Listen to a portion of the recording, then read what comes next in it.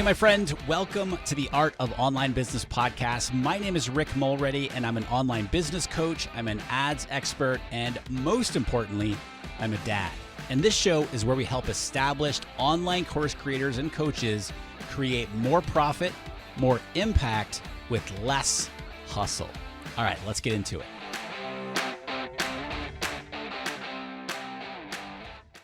What's up, my friend? Good to hang out with you today. Hope all's going well.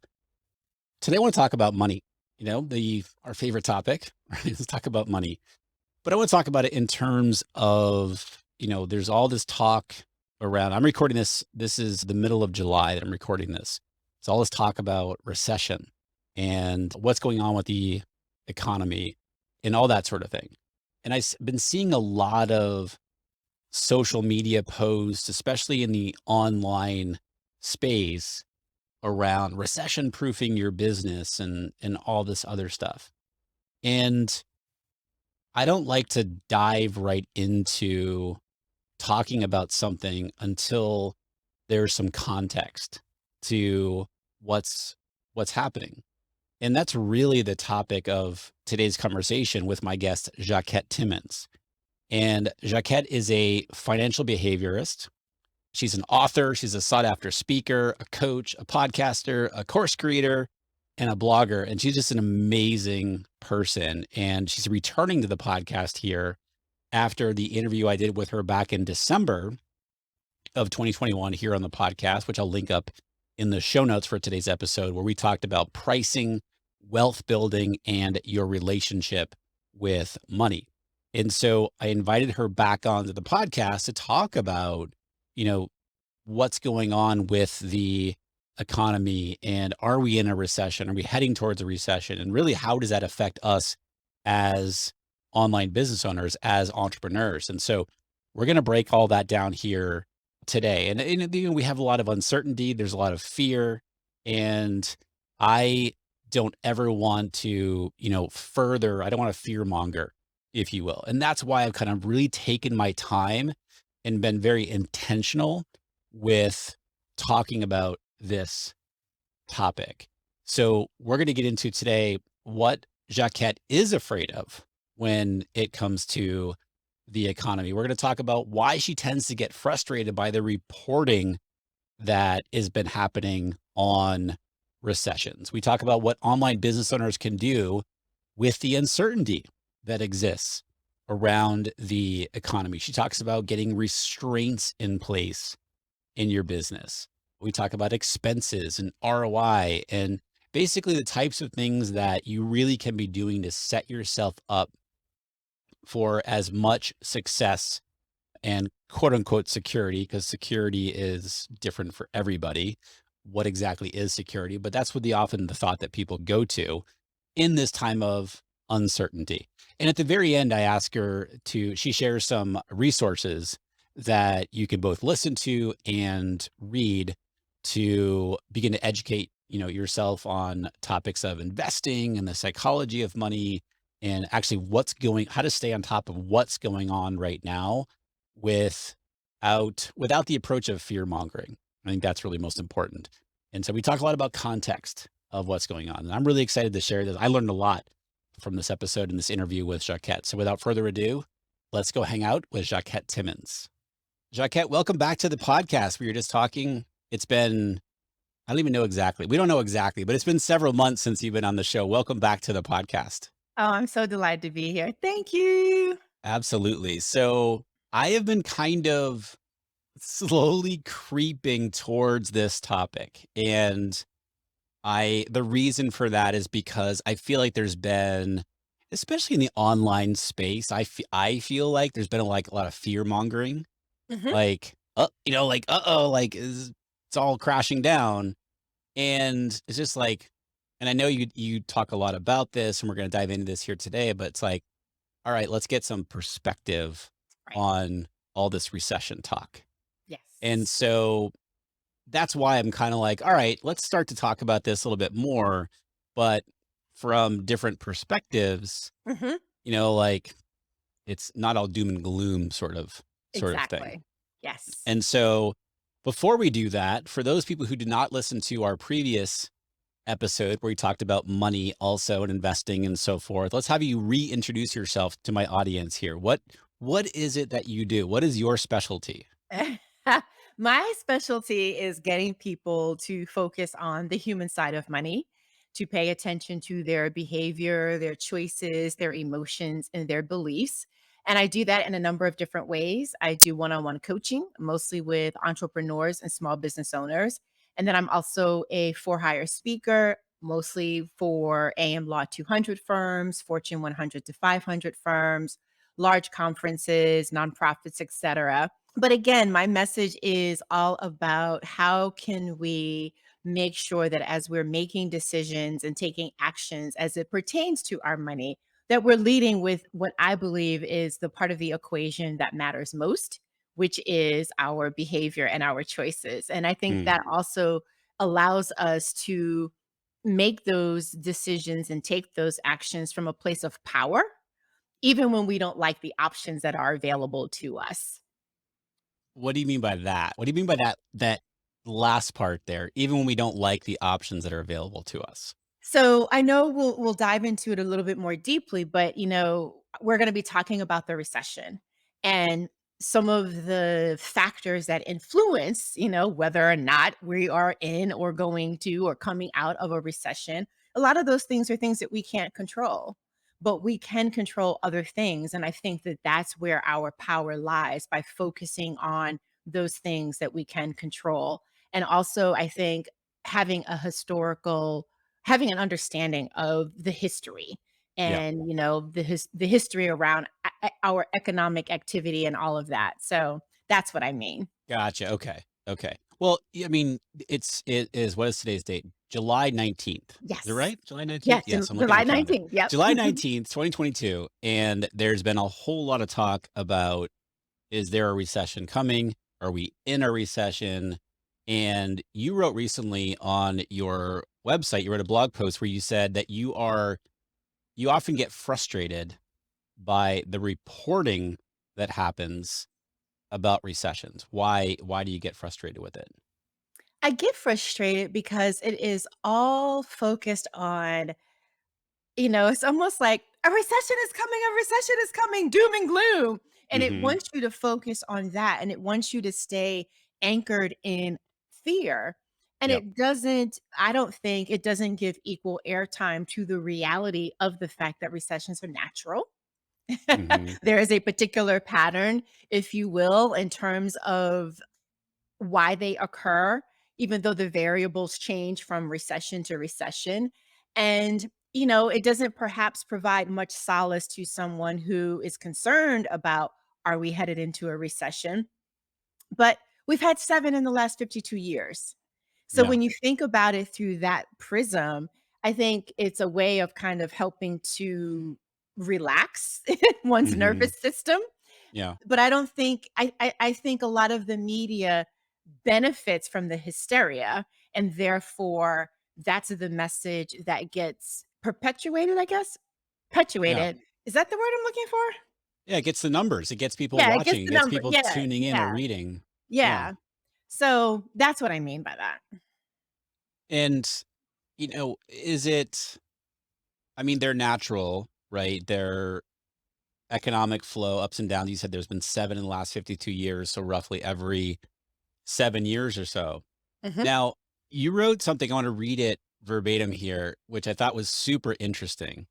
And you said, and on the off chance that you didn't know, the National Bureau of Economic Research, NBER, defines a recession as a significant decline in economic activity that is spread across the economy and lasts for more than a few months. The NBER also determines when a recession starts and ends. Now, like, is that arbitrary? They're like, yeah, we're out of it. Or are they actually, like across the economy and lasts more than a few months? So isn't that I mean, that just please break that down because that just sounds so weird to me. So, yeah, it's not arbitrary, but I think what it speaks to is oftentimes our news is anchored in the moment.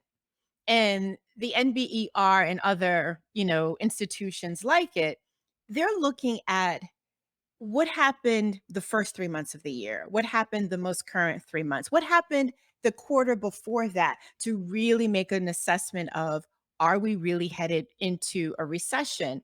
And so it they, yes, they make the determination, but it's the determination based upon, did we have 6 months of a downshift in Hmm. economic activity or just 2 months of a downshift in economic activity? And that lens of time really, really matters in terms of what is really happening in our economy. But again, going back to the media, it's focused on what's happening right now. So, as an example, again, we're recording this in July. A Hmm. couple of weeks ago, everybody was up in arms about oil prices. Not that that was wrong to be up in arms about that, and gas prices, et cetera. But guess what? They've come down significantly in two Yeah. and a half to 3 weeks, right? Right. Yeah.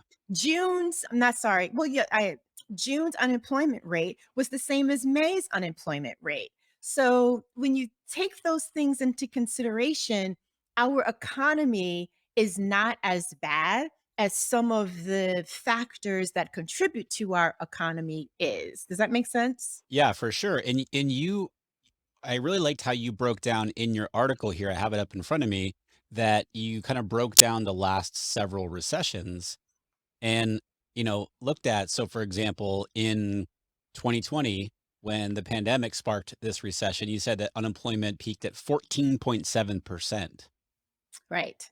compared to what it is Right. today, right? Right. And the very well-known 2008, 2009 recession by the subprime mortgages and stuff like that, unemployment peaked at 10%. Mhm. So, is it fair to say that it's all relative?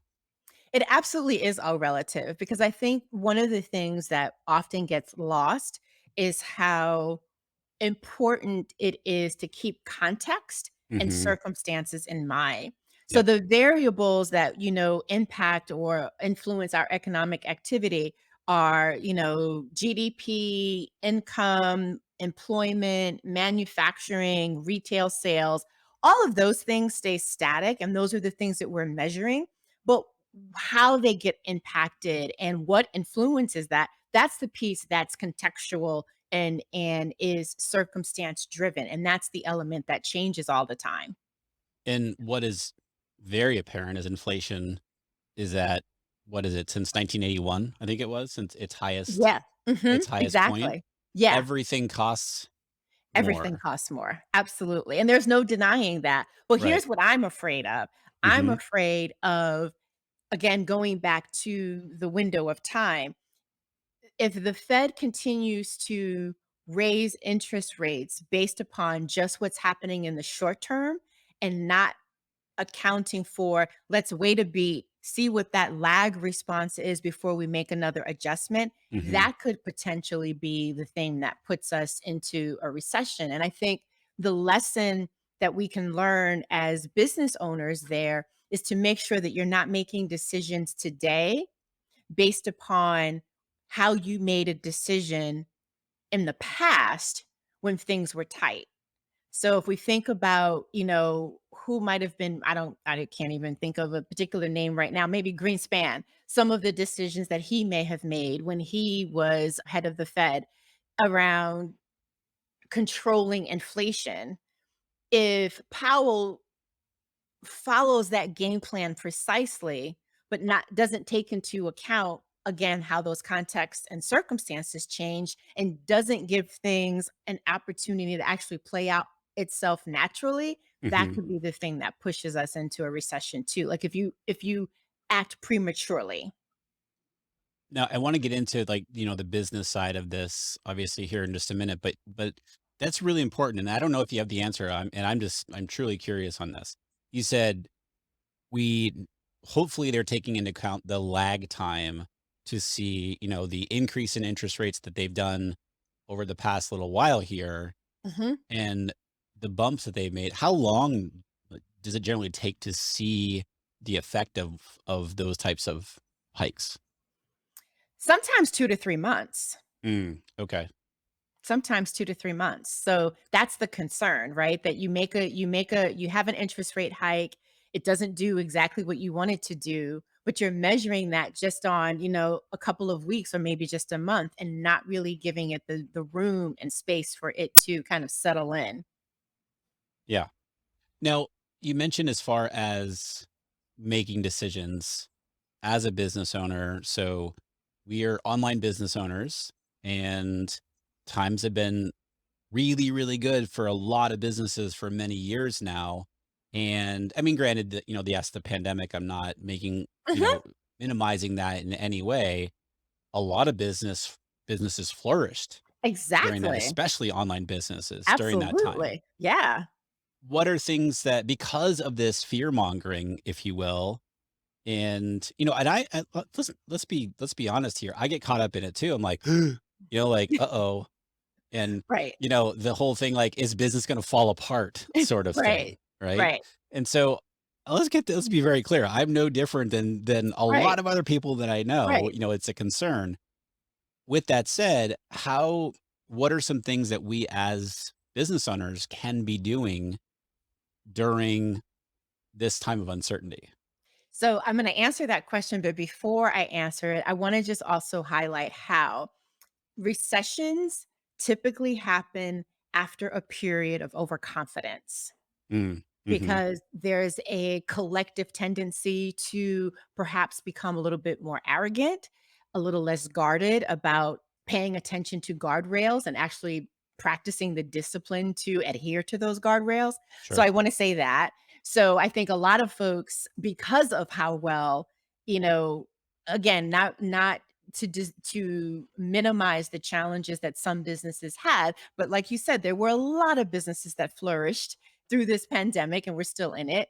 And so that could perhaps lead to a little bit of overconfidence. So I would say a couple of things. Number one, whatever it is that you're feeling, feel it. Like let's not deny the feeling.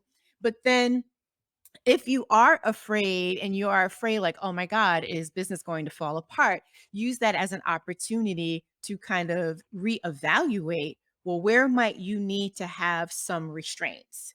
Where might you need to make sure, and restraints can look like a number of different things. Restraints could look like making sure that you are increasing both your business and personal savings. Mhm, Restraints could look like making some decisions and taking different actions with regard to your marketing process and even your sales process. It could look like reevaluating your business model and really paying attention to, over the last 6 months, over the last 12, maybe even 18 months, which of your offers, presuming you have more than one, which of your offers have really been selling, and maybe now is the time to really double down and only focus on those one or two offers that are indeed, you know, contributing the most to your revenue. yep, So that's, to me, are examples of what restraint could look like. I think it also could be making sure to reconnect with what are your short and long-term goals, both from a business standpoint and personally, and then making sure that the decisions that you are making are in alignment with what those goals are, because maybe in the euphoria of things going well, you kind of abandoned, "Oh, yeah, that was my goal, and I was supposed to be doing A, B, C, or D to get toward that goal." right, right. So, it kinda sounds like, as I'm listening to you and taking notes and in reading the article that you've written, it's like these are things that we kind of should be doing, quote unquote, "should," on a regular basis, Absolutely. that with the knowledge that, recessions are inevitable, 7 over Mhm. the past 52 years, that they shouldn't be a surprise. Maybe when they happen is a surprise, but, like, Yes. the fact that recessions happen isn't a surprise. Exactly. Exactly. And I would add one more thing in terms of, what we should do. I think this is, one of the things I always say to my clients anyway is that when you look at your expense report, every expense needs to fight for the right to be on it. And Mm, so when things become a little questionable, I think reevaluating your expenses to make sure that they are delivering the return on investment that you want or that you need. And then I also think the same is true and connected to the comment that I made about marketing efforts. reevaluate that too from the lens of, is it delivering the return on investment that you anticipated or wanted? Like, don't stop marketing just because we might be going into a downturn, but Right. reevaluate what you're doing from a marketing standpoint. So you mentioned, marketing your marketing quote unquote expenses and ensuring that they're returning an ROI. That's fairly easy to measure. But there's also other line items on like a P&L, for example, that aren't so easy to measure an ROI on. How do Give me an you example. Give me an example of one. um let's just say maybe like hiring an executive assistant. Generally, this is not the case for I'm making a generalization here, but they that role usually isn't tied directly to like revenue, sales revenue. And that certainly could be argued, right?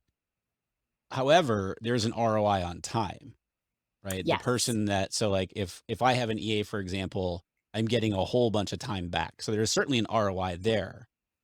And then then you can look at it like, okay, well, what am I doing with that freed up time? So I'd love to get your thought on how you're looking at those types of expenses on your P&L when maybe it's not directly related to, a revenue number. Yeah, you might not be able to reverse engineer it and say that hiring that EA will lead to more sales of this versus more sales of that. Mhm. However, I would say when you think about the fact that it is freeing up your time, Yeah. it is allowing you to either market that, deliver that, make some improvements to the design and the operations of it. And so, yeah, you can't say, oh, well, if you do X, it's going to increase the number of sales for item that's blue Yep. versus item that's yellow. But it will help you to absolutely sell more of both of those things potentially. And I think that's how you have to look at it. And I mean, thank you for breaking that down. And I'm at a time right now, again, this is July of 2022. I'm actually expanding my team. And I mean, to your point, Jacquette, it's very intentional, very revenue, looking for the ROI. It's going to be very measurable, on the marketing side. Right. But most people pull back, right? Right. Right. So is there a way to look at it and say, well, somebody's pulling back too much, or maybe you should be pulling back more? I understand that every situation is, individual, but is there sort of a guideline to be sort of following in that sort of scenario? Yes. So I think if the natural tendency is to pull back, that's actually when you shouldn't. I know that may seem Mm, counterintuitive, but that's actually when you shouldn't. And I think that if someone is really fearful of it, well, then that's another signal then that you need to build up your reserves, because the only reason why you're probably nervous is because you're not sure if you're going to have the financial stability to be able to withstand anything that might be a surprise. But I will say, one of the benefits of having worked in the industry since 1986 is I can say this with a great deal of confidence. No matter what is going on in the stock market, which, by the way, people, is different than what's going on in the economy. Everybody likes to conflate them. They are they're two different things. What I will say is people make money in all markets. They make money when there's a recession. They make money when we're on a growth trajectory. They make money when the market is up. They make money when the market is down. And the people who make money because they've used those up markets to build up a reserve so that when things are tight, they can be so much more strategic about the decisions that they make, and they can do things like what you're doing is using this as an opportunity to expand. yeah. So if someone is listening and they're like, "Oh my god, they're biting their nails because they're like, I want to pull back." I would say that Mhm. means you need to go forward and you need to figure out how to make it happen. If they don't have and so they're like, "Wait, I'd love to make this higher over here, or I'd love to add whatever it is," but they don't have a level of, and I'd love to hear what your recommendation is on what kind of savings that you recommend, both on the personal side and business. If they Mhm. don't have, any type of significant, we'll call it savings, either business or personal, should that be the focus before doing that hire? So I'm gonna answer it in one of 2 ways or 2 ways. So I think one of the things that we sometimes get caught up on when we're making an hire is we think about, Mhm. even if it's on a contractual basis, we might think about the total number as opposed to what's the number that I need for the next month. Yep. Right? And so Yep. whether you're paying a contractor on a monthly retainer or you're thinking about what's those 2 payroll periods that I need to make for an employee, what's that number for a month? And the reason why I think it's important to kind of narrow it down to that time frame is then it helps you to think about what is an additional sale that I can make that's going to generate that number. And Mm. so that would be the way I would think about, well, how do you give yourself permission to move forward with that? From a reserve standpoint, prior to the pandemic, I probably would have set a different timeline. Yeah.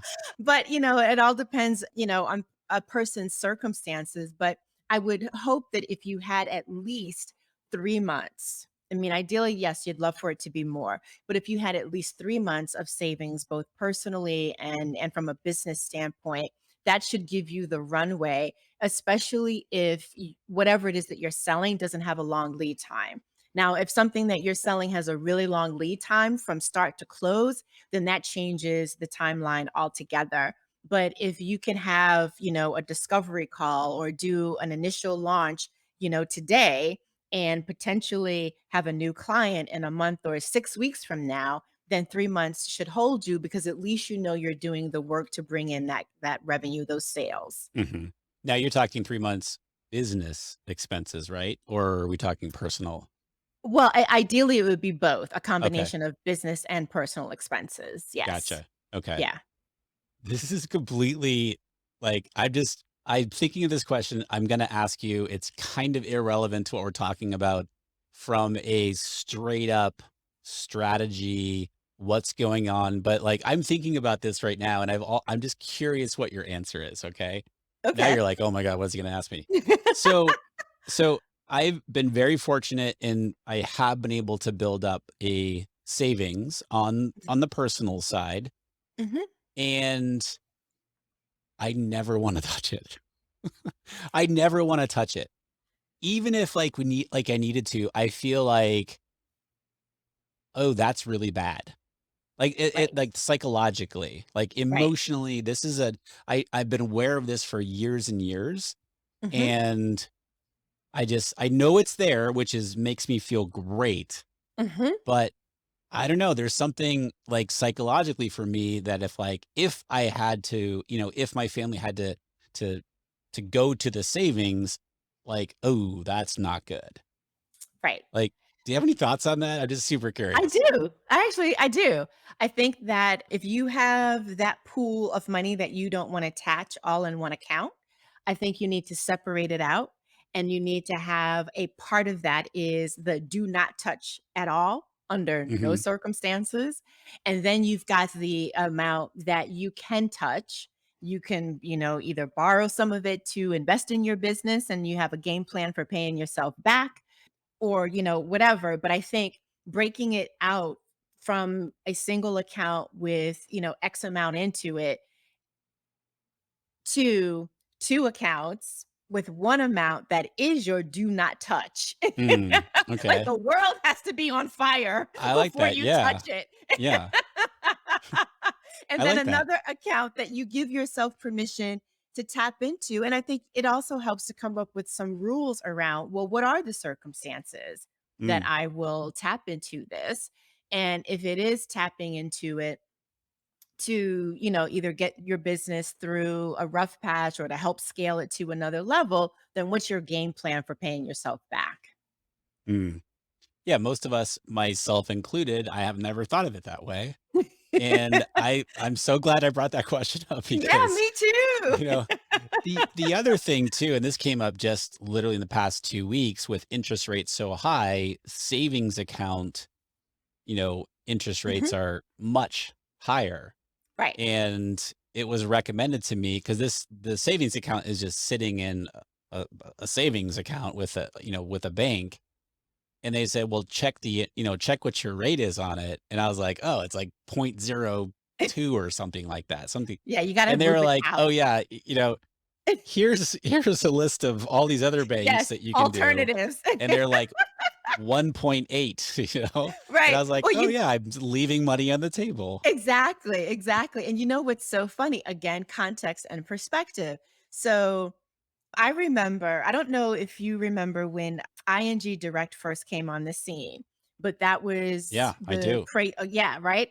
And back then, interest rates on savings and money markets accounts were like 9%. Yeah. And, Yeah. now it's like, "Whoa, we're really excited Right. about 1.8%." Exactly.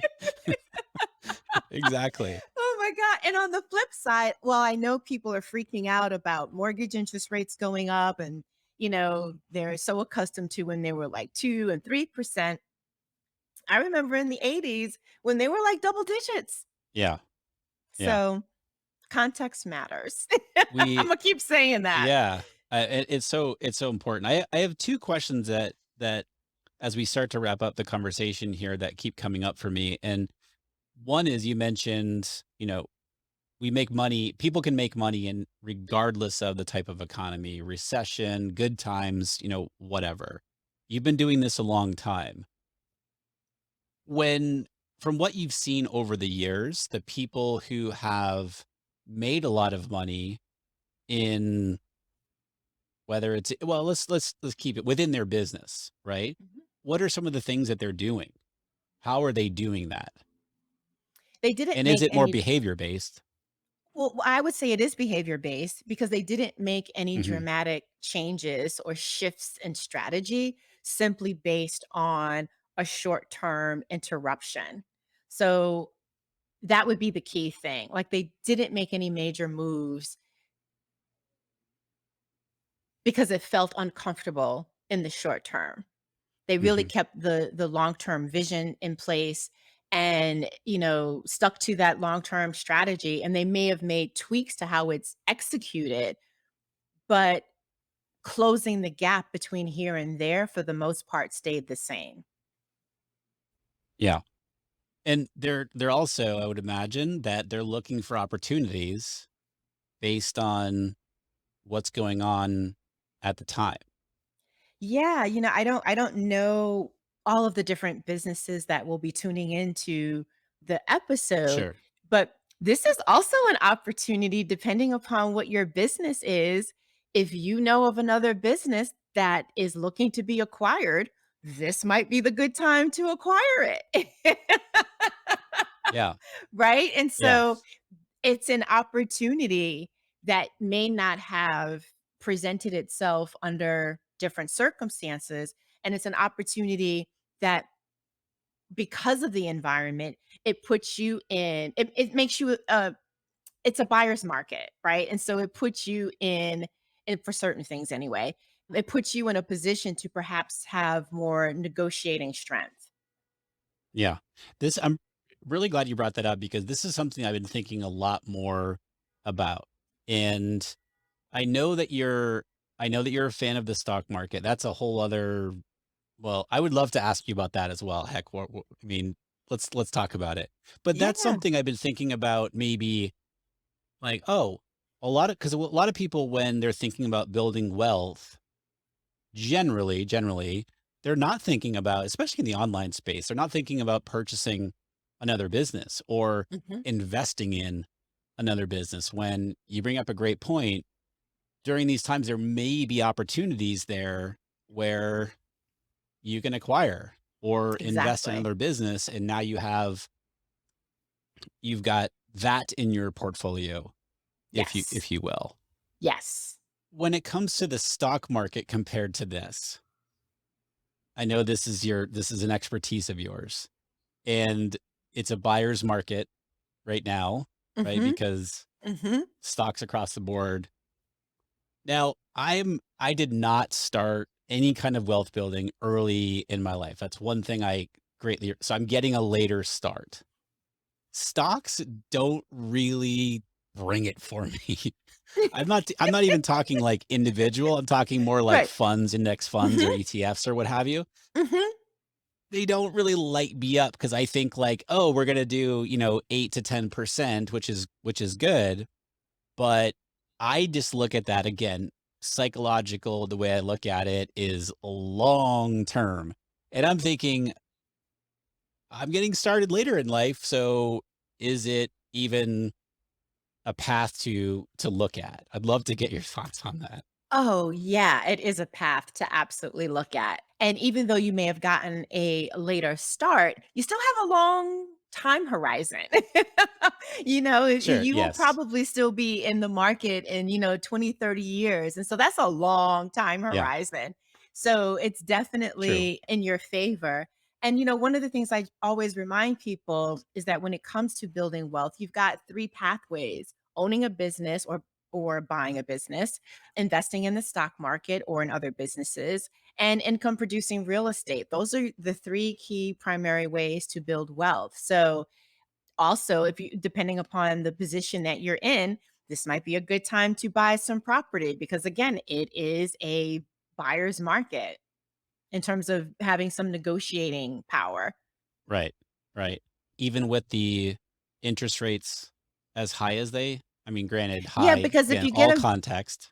Right, because if you get a variable, like I would never do fixed unless it was really low and it's not right now. So if you get a Yeah, variable, you can always, refinance at a lower rate. So, yeah, absolutely. gotcha, Yeah, gotcha. absolutely. It's really asking people, I don't know if the word that I'm looking for is contrarian or counterintuitive, but it's sometimes asking people to do the opposite of what may seem the most logical thing to do. So, Yeah, buying a business now to some folks may sound crazy. Some people think investing in the stock market right now is crazy, but it's like you're getting stocks on sale. So if yeah, you've got the yeah, money, right, do right. it right now. Yeah. And same for real estate. So Having a sale, get in there. yeah, exactly. It's the whole what's the saying, like, when people are running away, run in or something like that? Yes, I don't exactly. know, Yeah, yep. something to Mhm, do with that. mhm. Last question for you. Is it fair to say that it's our mindset? Like, if we are afraid of all this talk about recession, is it fair to say, "Well, it's all about your mindset and how you are looking at it. You can decide that this has no effect on me just due to how you look at it." Is that fair to say? In part. And the reason why I say in part is because we can't deny the impact of every single time if you have a TV, you turn on your television, or you go on social media, or you turn on your radio, you can't deny the impact that hearing the doomsday message has on you. And so I Yeah. say in part because you have to really be intentional about working on, okay, I'm taking this information in, it's making me fearful. So now I've got to work to make sure that I'm not letting that fear drive my decisions. I think we talked about this in our last conversation. I don't think fear is bad. I Mhm. just think we need to be honest with ourselves about what that fear really is, what the source of that is, and really use it as an invitation to ask, um, what is this reminding me of that I either need to do or that I haven't done? And then take those actions Mm. based on that. Yeah. I like that. I like that. What are some and I want you to share where people can connect with you. What are also some resources that we can look at? I'm always looking for good resources to kinda stay up on what's going on, hopefully without all the fear mongering. Yeah. Any places or sources that you recommend? So, we are having this conversation on a podcast. I think a Yep. podcast from NPR called Make Me Smart is a really good one because it talks about Mm. everything. Because, at some point, I think everything's connected to money in the economy, right? So it talks about all of the Sure. different things. And it's a really great way of helping to bring some calm in the chaos, if you will, when it comes to money. So that's one. There is a very, very old investing book. And so read it, understanding that it's really old. But I think the principles of it are really timeless. And it is called The Secret Code of the Superior Investor. And the Mm, reason that I like it, especially for those that might be new to investing in the stock market, is it always reminds you that when you are investing in people. And it mm, helps you to kind of take a step back and really kind of focus in on that as opposed to chasing the stock of the day or the mutual fund of the day. And then I think another book that's been getting a lot of attention, and rightfully so, it came out during the pandemic, is The Psychology of Money. I think that's a yeah. really good book in terms of just, again, reminding people of how much it is about behavior. Yeah. Yeah. And having a practice, a disciplined practice. Is that and I've not read that book, but I have seen all the videos. I've read the summaries of that book and stuff like that. What I what I was taking from everything I've seen and read, and again, I haven't read the whole book, is it super basic? Or because I read that and I'm like, I read the title and I'm like, "Ooh, cool. I wanna, like, the psychology," like I was talking about. Mhm. What's behind my not wanting to touch the Right. the like, that sort of thing, but then from what I was seeing and reading, it wasn't quite that, or maybe I was missing something. I thought it was super basic, but what I appreciated are the stories and the Mm, examples that he provides. And I think if even if you 2 read it and you're like, "Oh god, this is so basic," yeah, focus less than on the message and focus more on the stories and the examples because yeah, it brings that basic thing to life. And then it just helps us to see where we might be in a similar set of circumstances and how we can use that as a guide for helping us to make the choices that would really serve us both in the short term and the long term. And I think I know you want to wrap up, but I think the thing that I really would hope that people get from this conversation is if you were just reacting to the recession, then you're only making decisions that benefit you in the short term. yeah, But if you are being informed by the concerns around the recession, you're making decisions that will benefit you both in the short term and the long term. yeah, and listening to, the NPR podcast and The Secret Code of the Superior Investor, The Psychology of Money. I'll link those up in the show notes for everybody for today's episode, by the way. Listening to a podcast, obviously, that's current and up to date and sort Mhm. of thing, and Psychology of Money the past couple of years, Secret Code of the Superior Investor is an older book.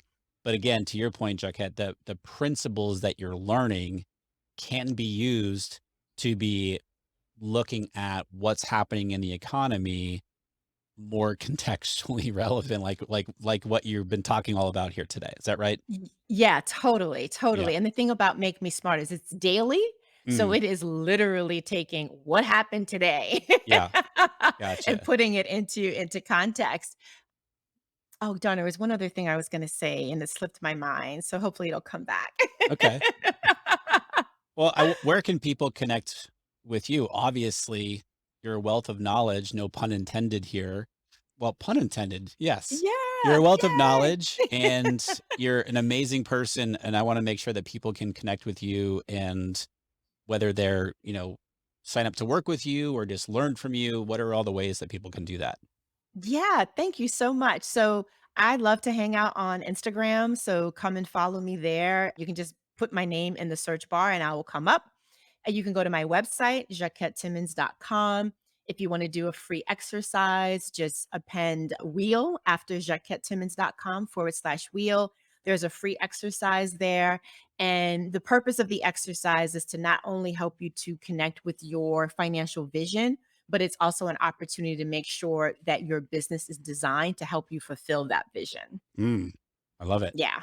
I'm gonna go Yeah. do that after later this afternoon. I'm gonna go do that. I love it. Okay, awesome.